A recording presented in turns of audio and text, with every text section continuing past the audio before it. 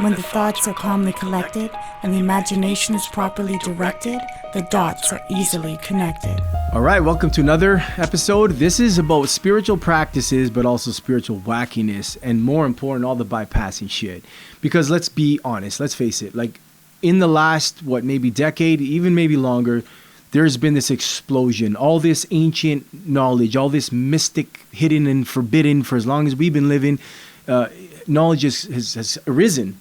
And in doing so, everyone is kind of failing initially in the very purpose of the knowledge, which is to apply it, which is where we get the word integrity, integrate. So all of these incredible practices like yoga, kung fu, or ancient practices, they truly are the medicine of the future. And that's prophecy. The ancient of the wisdom of the ancients shall be the medicine of the future. But the problem is that how do we integrate ancient wisdom in modern time? And that's where it comes to practice. Now, I want to just really emphasize that word practice, because the first rhyme that I often equate practice to is access. By practicing, we're accessing essentially higher levels and abilities of the human, which we all have. We all have infinite possibilities. We're all infinite seas of potentiality. So what it really comes down to, though, is practice in order to access. And I think this is the problem. People are not practicing the disciplines of these ancients who had real rigorous, like the Spartans, for example, like rigorous training in order to constantly peel back the layers, constantly, like literally like the Ouroboros, the dragon that's eating its own tail, or like the scorpion pose in yoga, which represents the, stinging your own, like stepping on your own head, keeping yourself humble in the midst of the acquisition of this incredible power, because knowledge is power. But what is that power without integration and application and day-to-day practice? It becomes wackness, and it's happening like everywhere. And I'm not even going to talk too much on it. I like to focus on the light. However, I'm not afraid to talk about the parts that are dark. And what's happening is there's too much information without the integration, the application.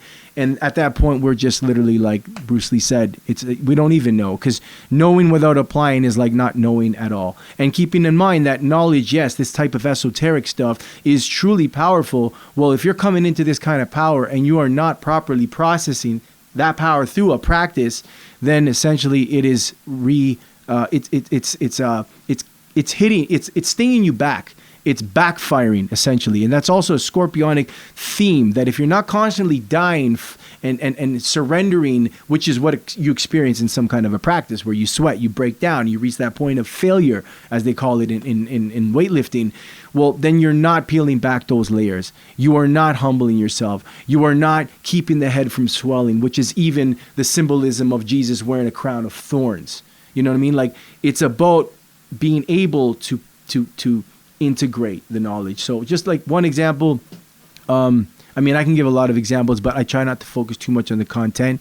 I don't like to call people out, especially unless it's myself. So I'll just start with myself, okay?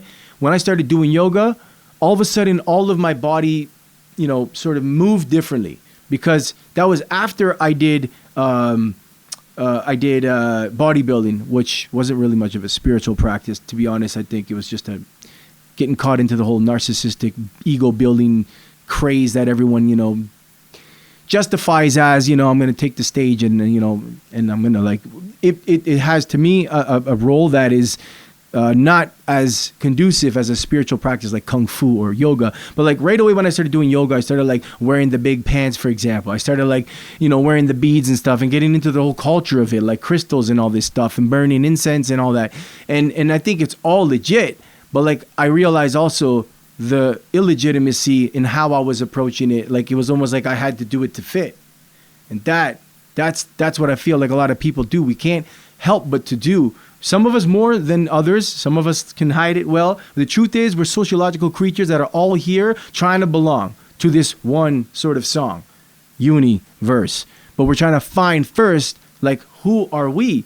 And in the midst of the spiritual awakening is being, entering all these different kind of communities and, circles of astrologically adept people, incredible yogis, incredible qigong artists, or incredible, frame drums, people who literally build these things out of their own hands, versus like go buy one and just start banging it and like, I'm indigenous now, you know what I mean? Like, I've seen it and I've been it almost in every aspect, in every corner, and all I could say is if you're not practicing, then you're not accessing. So whatever you are actually developing is not the soul, it's not of the source, it's the ego, it's the individuality. And that is a big, huge part of the journey. But get ready, like Humpty Dumpty, you're going to have a big fall. And when you do, it's going to crack. But when it does, embrace that, because it is in the cracks, I think Leonard Cohen said it, where the light gets in. So that's the alchemical process that we're all here to take on. But like the question is, are you ready to begin? And if you've began, are you doing it with integrity? Are you sustaining the practice? Whether it's the 5 Tibetan rites that I've just been posting recently on the ice of the lake. It's like, whatever it is, a practice meaning you're doing it consistently. And you're doing it non-negotiably, like every day. And even if it's uncomfortable in whatever way, no excuses. So yeah, I just wanted to wrap it with that. I feel like that needs to be talked about. Let me know what your favorite spiritual practice is, and share in the comments below any questions about what other stuff you want to hear us talking about, what other practices you want to hear us further demystifying, and what kind of guests you want us to bring in, because I got boxers, martial artists, kung fu, all of the different styles, taekwondo, karate, and discerning.